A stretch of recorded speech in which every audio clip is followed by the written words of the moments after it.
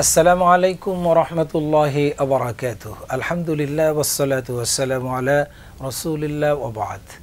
প্রিয় দর্শক, বাংলা ভিশনের পর্দায় যারা দেখছেন সিনবাদ রিসোর্স গ্রুপ নিবেদিত লাইট অফ রমাদান অনুষ্ঠানের শুরুতেই আমি আপনাদের সকলকে প্রাণ ঢালা অভিনন্দন এবং শুভেচ্ছা জানাচ্ছি।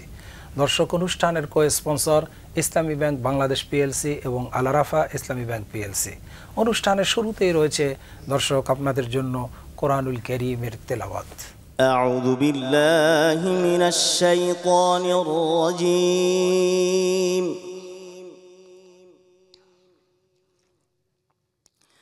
বিসমিল্লাহির রহমানির রহিম।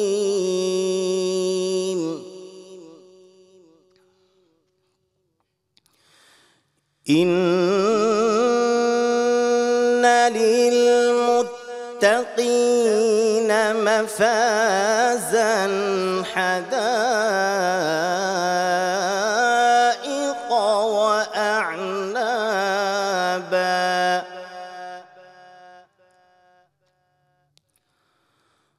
ওয়া কাওয়া'iবা আতরাবা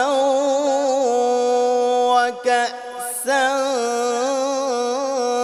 دهاقا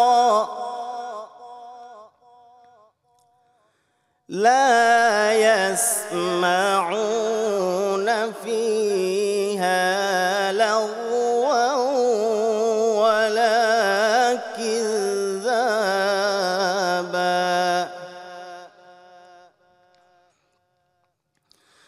جزاء من ربك عطاء حسابا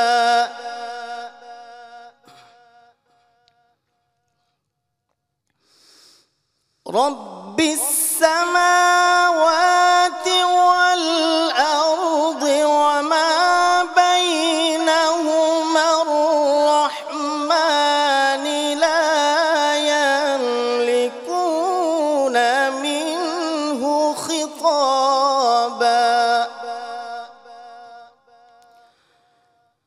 يوم يقوم الروح والملائكة صفا لا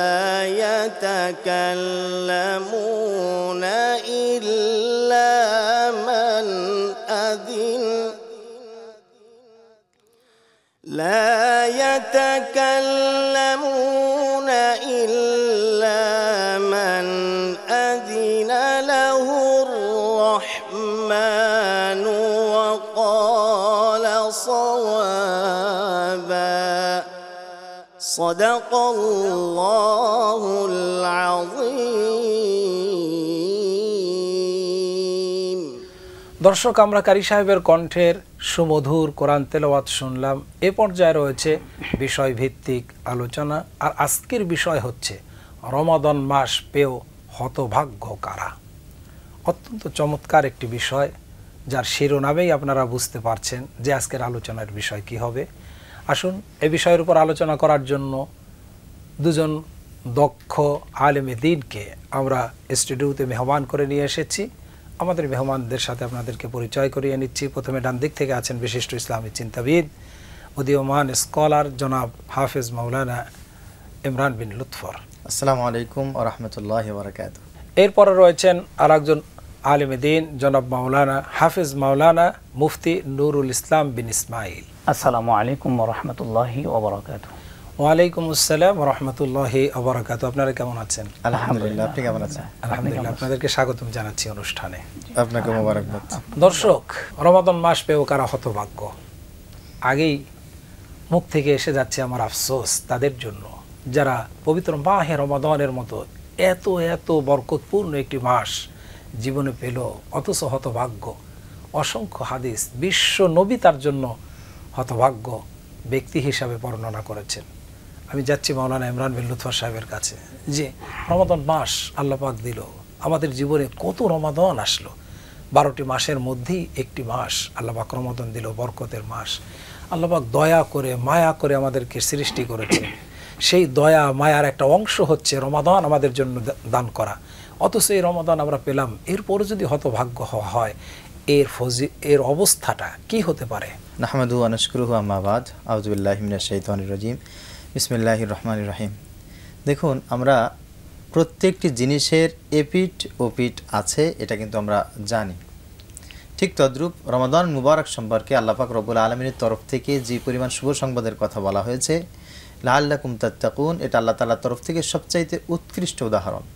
এবং নবীজি সাল্লাল্লাহু আলাইহি ওয়াসাল্লাম অসংখ্য হাদিসে রমাদানুল মুবারকের ফজিলত সম্পর্কে বলেছেন যে গুফিরা লাহু মা তাকাদ্দামা মিন যামবি, ফুতিহাত আবওয়াবুস সামা ওয়া উগলিকাত আবওয়াবুল জাহান্নাম। এই বিষয়গুলো যা কিছু বলা হয়েছে এগুলো হচ্ছে সব পজিটিভ দিক। রমাদান মুবারকের লাইট অফ রমাদান, রমাদান মুবারকের যে আলোক বিষয়টি আছে সেটি। কিন্তু রমাদান মুবারক যখন শেষ হতে থাকে তখন একটি বিষয় আমাদের কনসেপ্টে চলে আসে, তা হচ্ছে এই রমাদানের অপোজিটে কালো একটা অধ্যায় আছে, তা হচ্ছে এই রমাদান মুবারক চলে যাবে কিন্তু কারা বঞ্চিত রয়ে যাবে। আমি এই বিষয়টি বলতে গিয়ে সর্বপ্রথম যে বিষয়টি বলবো তা হচ্ছেই, দেখুন রমাদান মুবারক কিন্তু আমাদের আভ্যন্তরীণ পরিবর্তন করে। রমাদান মুবারক যাওয়ার পর আমার ফেস, আমার হাত পা, আমার ব্যবসা বাণিজ্য, চাকরি, আমার স্টুডেন্ট লাইফ, পারিবারিক জীবন, কোনো কিছু কিন্তু চেঞ্জ হয় না, সব যার যার জায়গায় থাকে। কিন্তু এর ভিতর দিয়ে আমাদের আত্মাটা পরিশুদ্ধ হয়ে যায়। আমাদের আত্মা পরিশুদ্ধ হওয়ার কারণে আমাদের সব কাজের ভিতরে একটা নূর চলে আসে। আর আল্লাহ পাক রব্বুল আলামিন আমাদের আত্মাকে পরিশুদ্ধ করেন সিয়ামের মাধ্যমে। আত্মার কিছু রোগ আছে, এই রোগগুলো আমরা যদি ফাইন্ড আউট করতে পারি, আর এই রোগগুলো ফাইন্ড আউট করার পর যদি আমরা মনে করি যে না, এটা ট্রিটমেন্ট আমার রোজা দ্বারা হয়ে গেছে, তাহলে রমজান আমার জন্য উপকার বয়ে আনবে। আর যদি দেখি যে না, এই রোগ আমার ভিতরে রয়ে গেছে, তাহলে মনে করে নিতে হবে যে রমজান আসার পরেও আসলে আমি বঞ্চিত হয়ে গেছি, আমি হতভাগের ভিতরে রয়ে গেছি। এই অন্তরের রোগগুলি কি? এই অন্তরের রোগগুলি হচ্ছে শিরক, হিংসা, রাগ, অহংকার, হাসাদ, পরশ্রীকাতরতা, গীবাত করা। এই অন্তরের রোগ 10টি বড় বড় রোগ আছে অন্তরের, যে রোগগুলির কথা নবীজি সাল্লাল্লাহু আলাইহি ওয়াসাল্লাম মারাত্মকভাবে আমাদেরকে বর্ণনা করেছেন। আপনি ওখানে বসে আছেন, আমি এখানে বসে আছি, দেখতে কত সুন্দর দেখা যাচ্ছে, কিন্তু আপনার ভিতরে শিরক, আপনার ভিতরে লোভ, হিংসা, পরশ্রীকাতরতা কি পরিমাণ আছে আমি জানি না, আমার ভিতরে কি আছে আপনি জানেন না, পৃথিবীর কেউ জানে না। অথচ নবীজি সাল্লাল্লাহু আলাইহি ওয়াসাল্লাম বলেছেন, রমাদান মুবারক পেয়ে অনেক নেকি তুমি অর্জন করেছো, কিন্তু তোমার ভিতরে হিংসা এখনো পর্যন্ত যায় নাই। ইয়াকুমুল হাসাদ ফাইনাল হাসাদা ইয়াকুলুল হাসানাত কামা তাকুলুন নারুল হাতাব। নবীজি সাল্লাল্লাহু আলাইহি ওয়াসাল্লাম বলেছেন, এই হিংসা হচ্ছে একটা আগুনের কুণ্ডলীর মতো, যেটা শুকনা কাঠের এই মাথায় লাগলে পুরা আগুনের দ্বারা সব কাঠ যেমন শেষ হয়ে যায়, গোটা হায়াতের সব নেকি কিন্তু শেষ হয়ে যাবে। আপনার কাছে ইনশাআল্লাহ আবারও আসবো। মাওলানা নুরুল ইসলাম বিন ইসমাইল সাহেব, আপনার কাছে জানতে চাই যে এই রমাদান মাস পেল, এত বরকতের মাস পেল, সিয়াম পালন করলো, তারাবির নামাজ আদায় করলো, মানুষের সৎকা করলো, অনেকে জাকাত আদায় করলো, এরপর হতভাগ্য যদি সে হতে হয়, তাহলে বিশ্বনবী তার হাদিসের মধ্যে কি বলেছেন? এই বিষয়গুলি আমরা জানতে চাই যে হতভাগ্যার পরিণতি কি। নাহমাদুহু ওয়া নুসাল্লি আলা রাসূলিহিল কারীম, আম্মা বা'দ, আউযু বিল্লাহি মিনাশ শাইতানির রাজীম, বিসমিল্লাহির রহমানির রহিম। শাহরু রমাদান আল্লাযী উনজিলা ফীহিল কুরআন হুদাল লিন-নাস ওয়া বায়িনাতিন মিনাল হুদা ওয়াল ফুরকান। وقال رسول الله صلى الله عن أبي هريرة رضي الله تعالى عنه قال رسول الله صلى الله عليه وسلم الصلوات الخمس والجمعة إلى الجمعة ورمضان إلى رمضان مكفرات لما بينهن إذا اجتنبت الكبائر متفق عليه। হযরত আবু হুরায়রা রাদিয়াল্লাহু তাআলা আনহু হতে বর্ণিত, রাসূলুল্লাহ সাল্লাল্লাহু আলাইহি ওয়াসাল্লাম ইরশাদ করেন, as-salawatul khams, 5 ওয়াক্ত সালাত এমন একটি ফজিলতপূর্ণ ইবাদত যে সালাতের মাধ্যমে আল্লাহ সুবহানাহু ওয়া তাআলা বান্দার পূর্বকৃত গুনাহগুলোকে মাফ করে দেন। অর্থাৎ আমরা জোহরের সালাত আদায় করার পরে যদি আমরা অপেক্ষা করতে থাকি এবং আসরের সালাতের সময় এসে যায় এবং আসরের সালাত আদায় করি, মধ্যবর্তী সময়টুকু যা অতিবাহিত হচ্ছে, আমাদের মাঝ থেকে অতিবাহিত হয়ে যাচ্ছে, এই সময়ের মধ্যে যা গুনাহ হবে আল্লাহ সুবহানাহু ওয়া তাআলা মাফ করে দিবেন। আল্লাহ বান্দার প্রতি বড় ইহসান করেছেন এই বিষয়ে। এরপরে আসেন ওয়াল জুমআতু ইলাল জুমআ, রাসূলুল্লাহ সাল্লাল্লাহু আলাইহি ওয়াসাল্লাম বলেন, এক জুমআ হতে আরেক জুমআ পর্যন্ত যদি বান্দা জীবিত থাকে, এবং এক সপ্তাহের মধ্যে যা গুনাহ হয়েছে আল্লাহ রাব্বুল আলামিন জুমার সালাত আদায়ের মাধ্যমে আল্লাহ তাআলা এক সপ্তাহের গুনাহগুলোকে মাফ করে দেবেন। বান্দার প্রতি আল্লাহ তাআলা অত্যন্ত দয়াশীল, করুণাময়। বান্দাকে আরও ক্ষমার জন্য আরও বিশেষ কিছু ইবাদত দিয়েছেন, তার মধ্যে উল্লেখযোগ্য হচ্ছে রমাদান মাসের সিয়াম।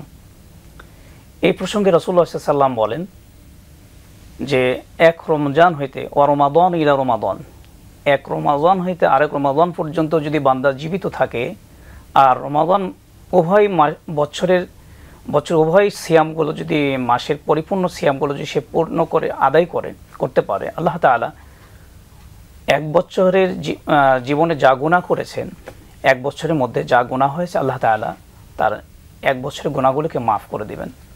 তবে হাদিসে শর্ত আরোপ করেছেন যে মুকাফফিরাতুল লিমা বাইনাহুন্না ইজাজিতু নিবাতিল কাবাইর, ওই ব্যক্তিকে অবশ্যই কাবিরা গুনাহ মুক্ত থাকতে হবে।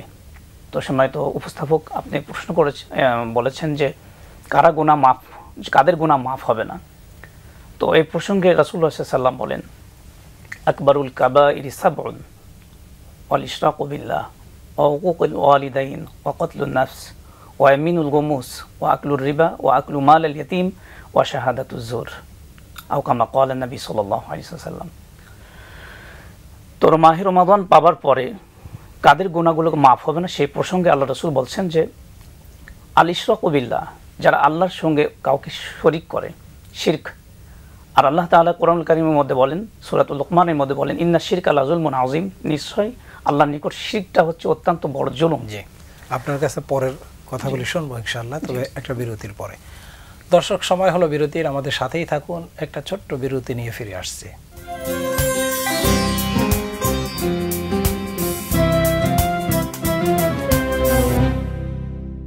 দর্শক, বিরতি থেকে ফিরে পুনরায় আপনাদেরকে অভিনন্দন জানাচ্ছি। Sinbad resource group light of Ramadan অনুষ্ঠানে কো-স্পন্সর ইসলামী ব্যাংক বাংলাদেশ পিএলসি এবং আল আরাফা ইসলামী ব্যাংক পিএলসির সৌজন্যে।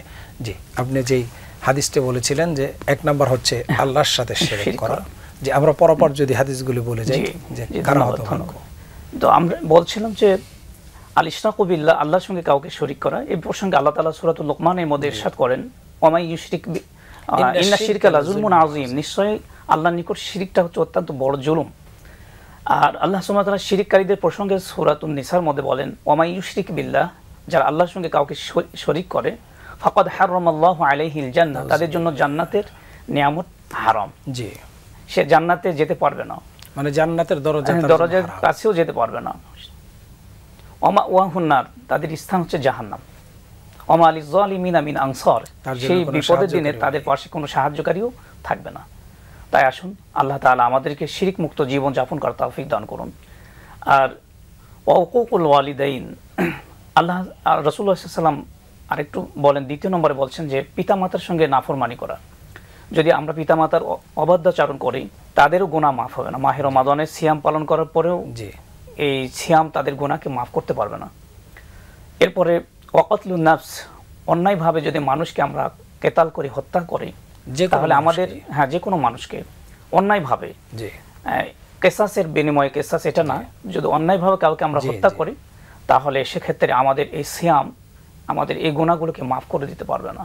ওয়াকাতলুন নাফস ওয়া ইয়ামিনুল গুমুস, যদি আমরা সাক্ষীকে গোপন করি, যেমন সাক্ষী অনেক সময় মিথ্যা সাক্ষ্য দেই অথবা সাক্ষীকে টাকার বিনিময়ে তাকে গোপন করে দেই, এরকম ভাবে যে সাক্ষীকে গোপন করি তাহলে আল্লাহ তাআলা সিয়ামের মাধ্যমে এই গুনাহগুলোকে মাফ করবেন না।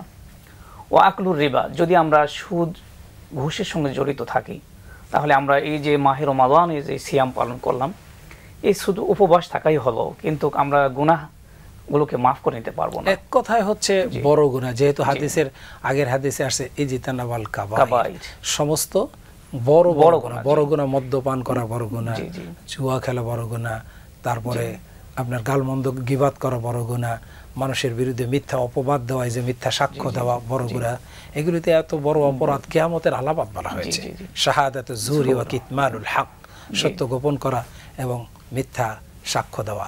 বড় গুনার থেকে যদি বেঁচে থাকা হয় তাহলে কবিরা যে সগীরা গুনাহগুলি আপনি হাদিস দিয়ে বললেন যে এক রমাদান থেকে আর এক রমাদান আল্লাহ মাফ করবেন, তারা সৌভাগ্যবান।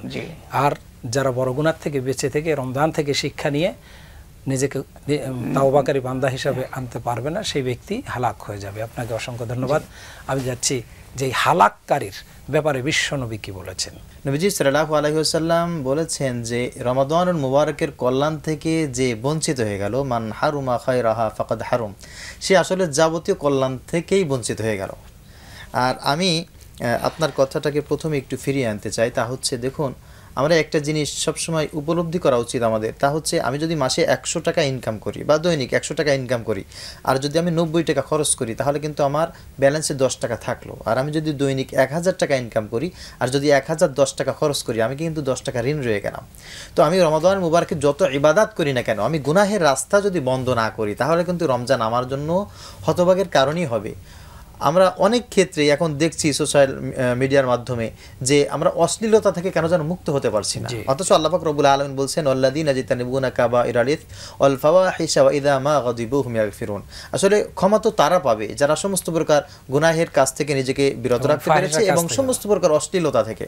এছাড়াও সামাজিক একটা দিক আমি আপনার সামনে তুলে ধরতে চাই, এবং যারা মুসলিম সমাজে ফাহিশা ছড়িয়ে দিতে চায় তাদের জন্য দুনিয়া এবং আখিরাতে কঠিন শাস্তি। আমি আপনাকে আমার কাছে মনে হয় যে এইটার কারণে আমরা কিয়ামতের ময়দানে ধরা খেয়ে যাব। তা হচ্ছে আল্লাহ তাআলা রোজার মাধ্যমে আমাদেরকে ভালো মানুষকে তালাশ করে তাদের সাথে জীবনযাপন করার জন্য বলেছেন, কিন্তু আমরা অনেক ক্ষেত্রে ইবাদত করি কিন্তু খারাপ মানুষের সাথে চলাফেরা কিন্তু আমরা বন্ধ করি না।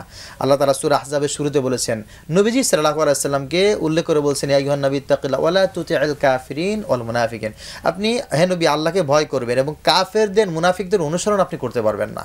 কোরআন শরীফে কিছু মানুষকে ইন্ডিকেট করে আল্লাহ পাক রব্বুল আলামিন বলছেন যে ঈমানদার রোজাদার আমার তরফ থেকে যারা রহমত মাগফিরাত নাজাত পেয়ে যাবে, তারা কোনোদিন এই মানুষগুলোর সাথে চলতে পারবে না। তারা হচ্ছে মুনাফিক, তারা হচ্ছে কাফের। এদের সাথে আপনার হৃদ্যতা খণ্ডন করতে হবে। ওয়ালা তুতিউ আমরাল মুসরিফিন, আল্লাহ বলছেন যারা ইসরাফকারী এদের সাথে কিন্তু কোনো ঈমানদারের সম্পর্ক থাকতে পারে না। এছাড়াও কোরআন শরীফে অন্য জায়গায় বলছেন, ওয়ালা তুতি মান আগফালনা কলবাহু আন যিকরিনা ওয়াত্তাবা হাওয়া ওয়া কানা আমরুহু ফুরাতা, যারা নিজেদের কলবকে নিজেদের প্রবৃত্তিকে গোলাম বানিয়ে ফেলেছে, দাস বানিয়ে ফেলেছে আল্লাহকে বাদ দিয়ে, এই সমস্ত মানুষদের থেকে আপনার সম্পর্ক কাট করতে হবে। অন্যত্র আল্লাহ তাআলা বলছেন যারা মন গড়া ভাবে চলে, ইসলামের ধার ধারে না, শরীয়তের ধার ধারে না, ওয়া উলিল আমরি মিনকুম, যারা আল্লাহকে মানে রাসূলকে মানে এমন মানুষকে তুমি তোমার বন্ধু হিসাবে, তুমি তোমার অভিভাবক হিসেবে মানবে। যদি এটা তোমার সমাজে প্রতিষ্ঠিত না হয়, তোমার ব্যক্তিগত জীবনে যদি এই চয়েসগুলো তোমার না আসে, এরকম রমজান হাজারটা পাইলেও কিন্তু আমরা আল্লাহর তরফ থেকে রহমত মাগফিরাত নাজাত পাবো না। এজন্য আল্লাহ পাক রব্বুল আলামিন আমাদেরকে রহমত মাগফিরাত নাজাত দিয়েছেন আমাদের কল্যাণের জন্য। আমরা কোন কোশ্চিন কালো যেন সেই কল্যাণ থেকে আমরা দূরে সরে না যাই। আর সূরা হুজুরাতের ভিতরে আল্লাহ পাক রব্বুল আলামিন অন্তরের কিছু রোগের কথা বলেছেন। একজন আল্লাহর প্রিয় বান্দার কলবের ভিতরে এই রোগগুলো কোনোদিন থাকতে পারে না। ওয়ালা তাজাসসু ওয়ালা ইয়াগতাব বা'দুকুম বা'দা আইয়ুহিব্বু আহাদুকুম আইয়াকুলা লাহমা আখিহি মাইতান ফাকারিহতুমু, আল্লাহ বলছেন কারোর দোষ ত্রুটি অন্বেষণ করতে পারবা না, কারোর গীবাত করতে পারবা না, কোনো মানুষের প্রতি খারাপ ধারণা করতে পারবা না। এটা তো তোমার মনের ভিতর থেকে জাগ্রত হবে। তোমার মনের ভিতরে যদি এই পাপ রয়ে যায়, মনের ভিতরে যদি এই ময়লা রয়ে যায়, কোশ্চিন কালো এই রমজান তোমার জন্য নাজাত বয়ে আনতে পারবে না। এই জন্য রমাদান মুবারক আমরা পেয়েছিলাম, আল্লাহ পাক রব্বুল আলামিনের কাছে আমরা সবসময় তাওবা করেছি, সবসময় রমজানের হক আদায় করতে যেন আমরা পারি, এই জন্য আল্লাহর কাছে দোয়া করেছি। পক্ষান্তরে এর ব্যাকসাইড যেটি আছে, কালো অধ্যায় যেটা আছে, এগুলো থেকে আমরা পরিপূর্ণভাবে যদি আমাদের নিজেকে সেভ করতে পারি, অবশ্যই রমজান আমাদের জন্য কল্যাণ বয়ে আনবে ইনশাআল্লাহ। আমি আপনাকে বিশ্বনবী শাবানের শেষ জুমাবারে মেম্বারের সিঁড়িতে পা রেখে রেখে আমিন বলছেন, সেখানেও কিন্তু একটা অংশ আছে, তিনটা পার্টের একটা আছে, যে প্রথম সিঁড়িতে পা রাখলেন আল্লাহ রাসূল সাল্লাল্লাহু আলাইহি ওয়াসাল্লাম শাবানের শেষ জুমাতে আলোচনা মানে সিঁড়িতে পা দেওয়ার সময় মানে প্রথমেই বললেন আমিন, দ্বিতীয় সিঁড়িতে পা রাখার পরে বলছিলেন আমিন, এবং তৃতীয় সিঁড়িতে পা রাখার পরে বললেন আমিন। সাহাবায়ে কেরাম রিদওয়ানুল্লাহি তাআলা আলাইহিম আজমাইন রাসূল সাল্লাল্লাহু আলাইহি ওয়াসাল্লামের নতুন আমল দেখে জিজ্ঞেস করলেন, ইয়া রাসূলুল্লাহ সাল্লাল্লাহু আলাইহি ওয়াসাল্লাম, আপনাকে ইতিপূর্বে এরকম বলতে শুনি নাই, আপনি কেন আমিন বললেন? রাসূলুল্লাহ সাল্লাল্লাহু আলাইহি ওয়াসাল্লাম বললেন যে দেখো, যে প্রথম সিঁড়িতে যখন আমি পা রাখলাম শেষ, তার পূর্বে জিবরিল আলাইহিস সালাম আমার কাছে এসেছেন, এসে বলতেছেন, ইয়া রাসূলুল্লাহ সাল্লাল্লাহু আলাইহি ওয়াসাল্লাম, যে ব্যক্তি মাহে রমাদান পাবার পরে তার গুনাহকে মাফ করে নিতে পারলো না, সে হালাক হয়ে যায়, ধ্বংস হয়ে যাবে। এবং দ্বিতীয় সিঁড়িতে পা রাখার পরে আমি বললাম আমিন। এই সময় জিবরাইল আলাইহিস সালাম দোয়া করছিলেন যে রাসূল সাল্লাল্লাহু আলাইহি ওয়াসাল্লাম যে ব্যক্তি তার জীবদ্দশায় তার বৃদ্ধা মা বাবা মাকে পাওয়ার পরে তাদের খেদমত করতে পারলো না, তাদের দেখাশোনা করতে পারলো না, তাদেরকে ইহসান করতে পারলো না, তাদেরকে সন্তুষ্ট করতে পারলো না, সে ব্যক্তিও হালাক হোক। তখন আল্লাহ রাসূল বলেন, আমি তখন বলেছি আমিন। এবং তৃতীয় যে রাসূল সাল্লাল্লাহু আলাইহি ওয়াসাল্লামের নাম শোনার পরে যে দরুদ পড়লো না, সে ব্যক্তি হালাক হোক। এর জন্য তখন আমি বলেছি আমিন। আমাদের সময় একেবারে শেষ হয়ে গেছে, আপনাদের দুজনকে অসংখ্য ধন্যবাদ জানাচ্ছি। প্রিয় দর্শক, যে হাদিসটি দিয়ে আমরা শেষ করলাম তা হচ্ছে বিশ্ব নবীর দোয়া, জিবরিল আমিনের দোয়া। জিবরিল আমিন হচ্ছেন সমস্ত ফেরেশতাদের সর্দার। জিবরিল আমিন ফেরেশতারা নিষ্পাপ, তাদের দোয়া কবুল হবে।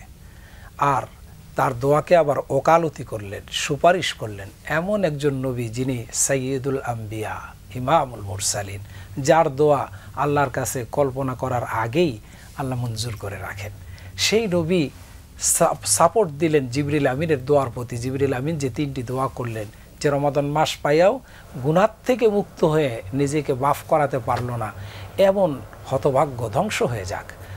আল্লাহর রাসূল বলেছেন আমিন, আল্লাহ তুমি তার জন্য দোয়া কবুল করো। কত বড় ভয়ঙ্কর কথা!